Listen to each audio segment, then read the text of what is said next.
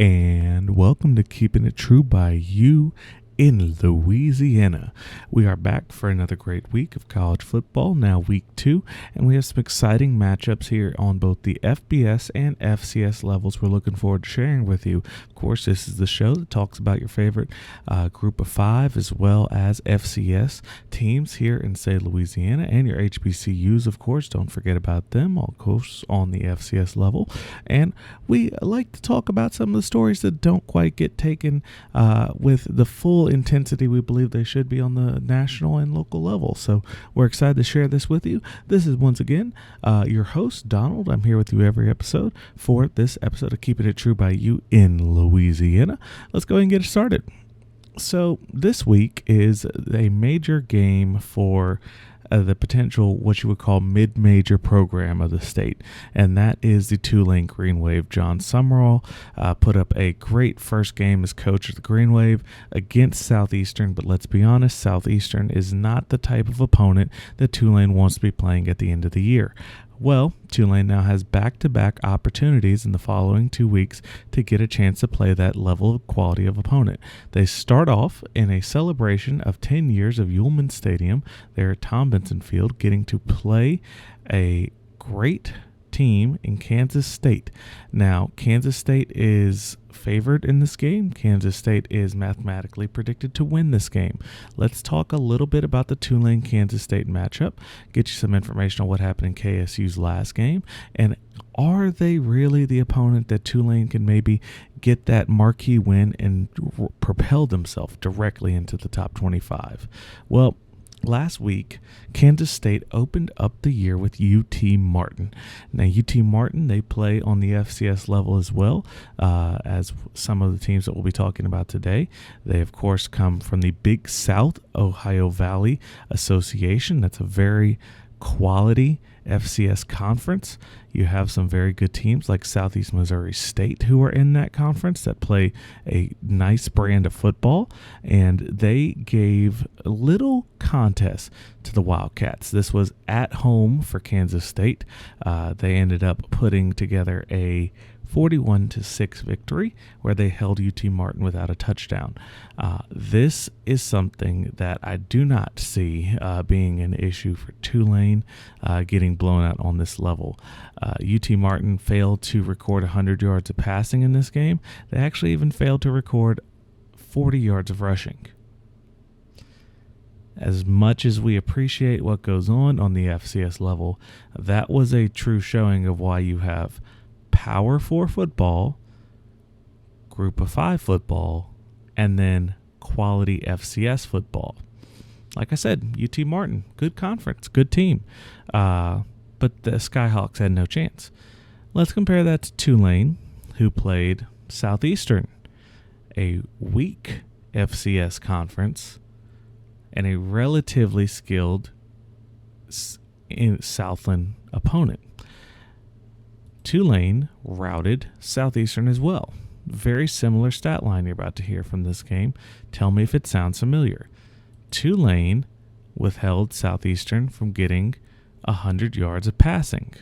However, they did concede 102 yards of rushing. To me, that sounds like Tulane put together a very competent performance. Tulane let 3 quarterbacks play. Darian Mensah, Ty Thompson, the Oregon transfer, and Kai Horton, the former backup to Michael Pratt. Darian Mensah took 12 passing attempts. Ty Thompson had 4 passing attempts. Both of those quarterbacks received QBRs of over 90. And then Kai Horton had 1 passing attempt. Where that is relevant, I will also make it known that you had Ty Thompson rushing 4 times for 23 yards, 2 rushing touchdowns. Very big part of that story that a lot of people won't tell you. They'll tell you that Darian Mensah took the majority of the snaps at quarterback, and yeah, that may be true, but we had 2 touchdowns from Ty Thompson. That makes a pretty significant difference. Again, playing against Southeastern, take it with a grain of salt, but the fact of the matter is you have a competent player there who's able to do things in multiple faceted regard. So let's go back to Tulane. let's go into what Tulane needs to do to have a chance. Because, right, this is all about having a chance. Tulane the following week, while they only go up 2 spots in the rankings to face Oklahoma, they do have less of a chance at Oklahoma, just statistically and mathematically. I think Tulane, like they did last year against Ole Miss, they were playing with their backup quarterback last year with Ole Miss. They have great talent on this team. Mario Williams played on the USC team that Tulane beat to win the Cotton Bowl 2 years ago. He was receiving passes from Caleb Williams. He had great stats for the time in his career where he was at. Over 600 yards, multiple touchdowns, going on a right track. He decides to transfer to Tulane. Now you have a high-end wide receiver. You have a quality quarterback room with the 3 that you have. Who will end up taking the majority of the snaps for the remainder of the season? Who knows? But really at this point, I think it's going to be clear to see that what you need from Tulane. Remember, this game is going to come on directly following College Game Day. You're going to get a lot of inadvertent eyes on this game. You're going to get a lot of Louisiana locals who are at the tailgate looking for something to watch. Let's be honest, it's not the best national schedule this week as far as games go. I think you're going to have an opportunity with a line that's moving towards Tulane's side here to show that you are competitive against these Power 4 teams. If, the ACC were to implode, which now looks very bad considering where FSU and Clemson are at, but, Tulane is one of the teams that's on the potential knocking list, that they're going to be one of the first ones to get a call. You got to go out and continue to perform against quality opponents. You had Ole Miss down to the wire, playing a competitive ball through the third quarter with your backup. Use this as an opportunity to springboard. Go get another victory against a power opponent and show why you belong in these conversations. Plus, not to mention, I do think the only chance Tulane has at playing in the playoff will require them to win this game, because they can't go in with 2 losses. They would simply not have a chance. There would be some team with 1 loss on the other G5 conferences. So that's something to look out for. Like I said, tickets are, as usual, to a Tulane game, criminally cheap. Go make a day of it. Hit the double header if you really want to be aggressive. I've seen people do it before. Head to Tulane for the morning, then drive over to Baton Rouge, catch LSU at night. That's a fun thing to do if you're feeling brave, but absolutely. Then we're going to go ahead and hit on the other FBS teams right now, and we're going to end on some FCS notes. Not going to go quite in depth on the FCS teams. Not a major marquee game this week, but some things to note, some things to look at for. The Raging Cajuns had a very strong game against Grambling last week, 40-10. Our Lady of Lords Stadium still under construction, but you had a great showing from the fans, both on the Grambling side that came down, as well as the Cajun fans. I think you had some very strong notes you can take away from, and one of these is that, they're able to score the ball. They are still able to score the ball. Part of what I feel like you saw the difference leaving the Billy Napier era going into where they are now is that all facets of the game were not on the same level. It's good to see that you were able to continue once again to control the ball. You were able to control the scoring pace. Honestly, I would love to see this game here. Playing Kennesaw State, new first-year FBS team in Conference USA. I don't see Kennesaw again doing many good things. The Raging Cajuns are favored 7-10 by the computers, so 70% chance of winning this game. They're still right at about 2 touchdown favorite, playing on the road. By the way, this game is not at home. This is at Fifth Third Stadium over in Kennesaw, Georgia. Go get a road victory. Go test yourself on the road. Go put that first taste for some of the freshmen of getting travel down, so forth and so on, because you then have another game against Tulane after a bye week here. And if you can sneak up on Tulane, beat Tulane, you now have a chance to run the table, to start working the backdoor channels at a chance for a Sunbelt, to redeem yourself, to get off the hot seat for the coach. You have to take that opportunity and run with it. You had, again, good performances, 308 yards, 3 touchdowns from your quarterback there. You had 76 yards from your leading wide receiver. Very balanced game, very understandable game. That's something I think that Cajuns can run with, just myself. We'll be seeing that game. That will be at 6 p.m. as well as the other game here from Sunbelt team, which is ULM. Now, I'm going to take a big grain of salt with everything I say about this ULM game.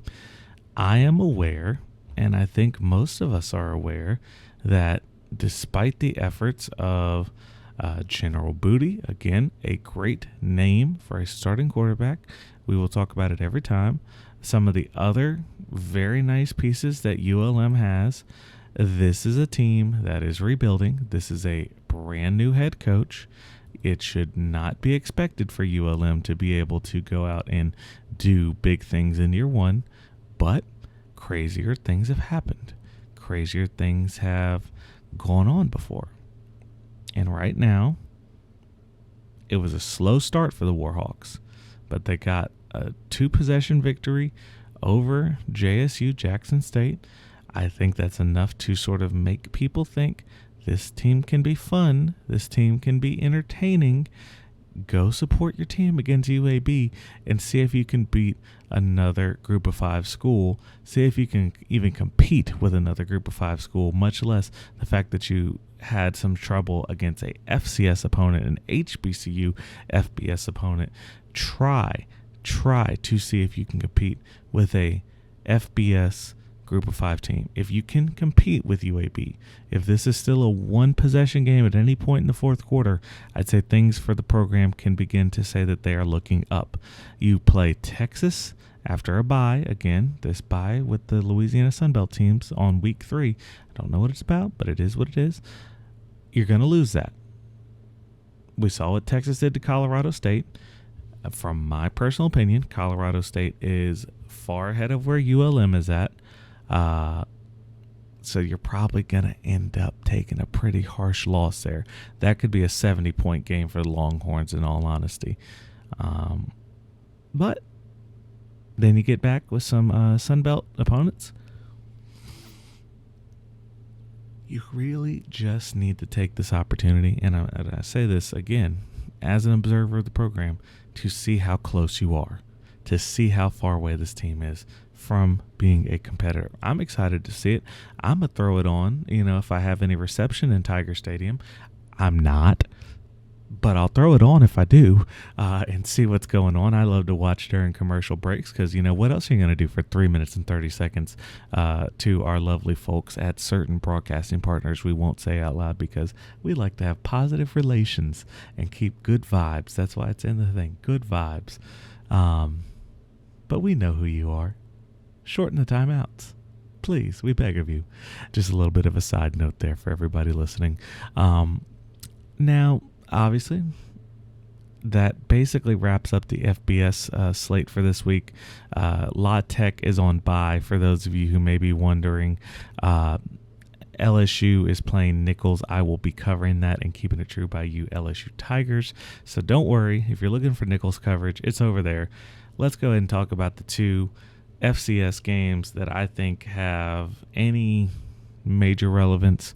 You have both the HBCU schools playing Division IIs to sort of bolster their rosters, and you get the Pete Richardson Classic going on for Southern, so that's sort of a good base hype game to get everybody excited for the football season.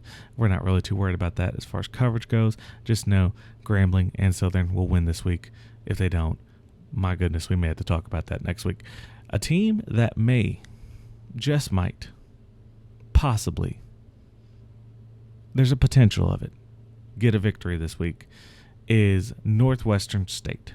Now, Northwestern State, also with a brand new coach, with a lot of new players, but they have Prairie View A&L on the schedule. Prairie View A&M is a very competitive SWAC team.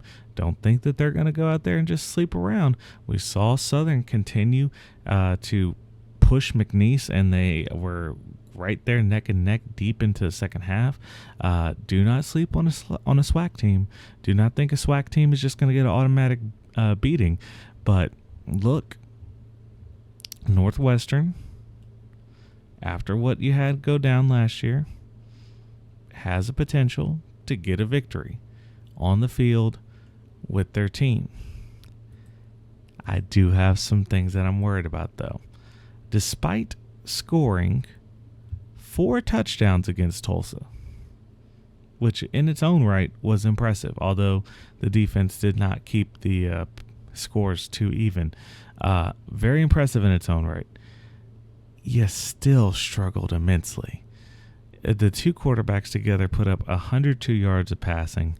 You had, in the rushing game, not that great of a performance. You did have Kenneth Lacey, but his stats are primarily bolstered by a 75-yard breakaway run to open up the game for a touchdown. And then this is where it's kind of sad. But, like I said, we keep it honest. We keep it true.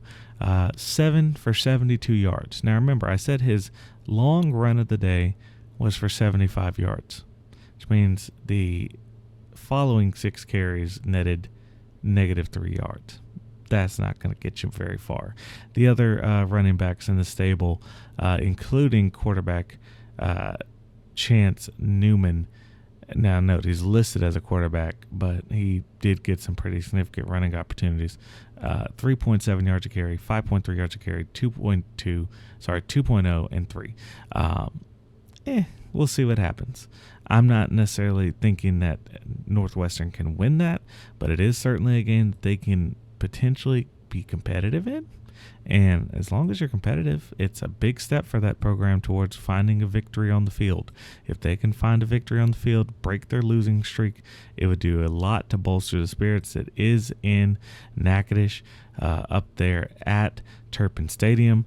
A fun venue, by the way, for those of you who may never have been in the area. I enjoy Natchitoches. It's a good city. It makes me feel as though there are actual hills in this state, that is actual elevation, and that we had real topography. But for the most part, as all of you know, in this bayou region, it's called a bayou region because it's full of bayous and it's flat. So I enjoy the hills when I'm in the Natchitoches area, and that's all they are. There's hills. If anyone tells you there's a mountain in the state of Louisiana, question them immediately, because if you've ever been to Mount Driscoll, don't make it a day trip. But nevertheless, one thing to note here about the Northwestern schedule real quick, though, just for those of you who may be Demon fans poking in here just to see what's going on, you're going to play South Alabama in a midweek contest on Thursday of next week. So a short week here. Again, if the Demons can take care of this game relatively injury-free, you're going to get another chance to test yourself against FBS opponent. You probably shouldn't win that by all means, but another test, and then you go full FCS from there. That's when you can maybe sneak out another victory or two. This team is not going to compete in the Southland, but it's going to be fun to watch and see if they can make something happen. Now, my last team, this is more of a regional-based one. So when I say Bayou region, I do include, of course, Mississippi, southern Mississippi primarily, up to basically the border of Alabama, and then going the other way through Houston, Bayou City. One of those teams in that region that simply just because I don't have the bandwidth, nor do I have the deep expertise, but maybe one day they'll have a dedicated show on this network, is Southern Miss. Hattiesburg I would consider to be friendly to the region, so they will be included. So we will be nice to the folks, the Golden Eagles fans. We will be very nice. This is, again, another criminally cheap game to go to. Right there off of 59. So if you're in the Slidell area and you want to, let me correct myself before I embarrass myself. Hattiesburg, home of Southern Miss, is in fact as my Google Maps fails me. Yes, right there off of 59. If you're in the Slidell area, even if you're in the New Orleans area, and you want to go ahead and do, again, the doubleheader, maybe Tulane and Southeastern same day, just for fun, because you can, and it's going to cost you under $20 anyway. Go up to The Rock. Again, myself, I have great allegiances to Appalachian State. I consider that the true rock of the Sunbelt, but, they call themselves The Rock. So go up to The Rock and see what Southeastern does. The reason why this game is important, I think, is that Southeastern is considered a competitor for the Southland title. And with McNeese maybe not quite being there despite the high-profile transfer they got, and with Nichols getting beat up in their opening games against these higher-quality opponents, Southeastern, while they're going to face their own challenges with, perennial FCS power, South Dakota State, and Eastern Washington to a lesser degree in the next coming weeks, maybe they could be good. But Tulane absolutely put the clamps on them. It'll be interesting to see how a less competitive FBS opponent does, or if it is more of a Southeastern issue.